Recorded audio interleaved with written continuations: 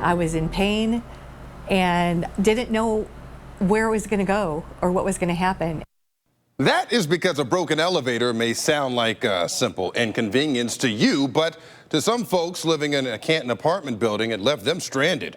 That's because some folks there depend on wheelchairs to get around and had no way to get up or down those stairs. And now people there are wondering why there wasn't a plan in place to help them. News 5's Olivia Fecto talked to residents about their worries and is looking into what's being done to make sure it doesn't happen again.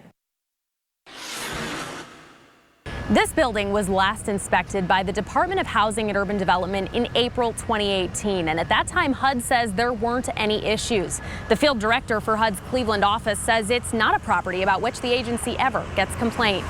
We spent hours today trying to get answers about what happened here Sunday, but got little information, and the people living here say they haven't gotten any answers either. It's hard enough to have a disability, but then to be in that kind of position, it's scary. Lynn Pritchard uses a wheelchair to get around. We were in a car accident in 2014.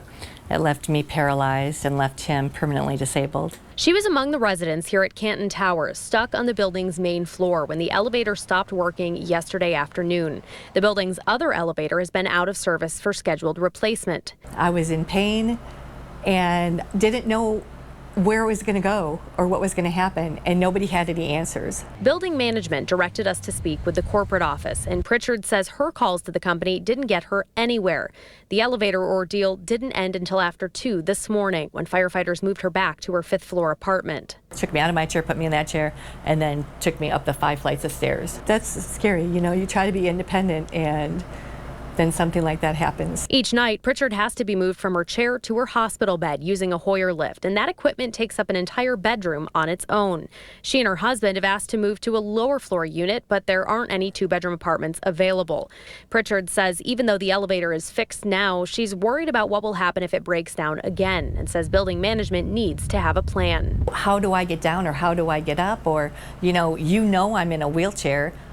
You knew I was paralyzed when I signed the lease. In a statement, a spokesperson for the building's management wrote, quote, "The management of Canton Towers sincerely apologizes for the delays tenants experienced when the elevator went out of service Sunday afternoon.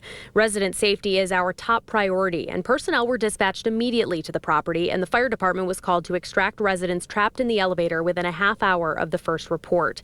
Management, the Tennis Association, and the Red Cross provided food, water, cots, and blankets to the site as technicians diagnosed the problem and eventually replaced several power relays that caused the outage. After a full safety check, service was restored at 3:30 a.m. Building management says it's evaluating what happened to figure out how to improve emergency response service for residents.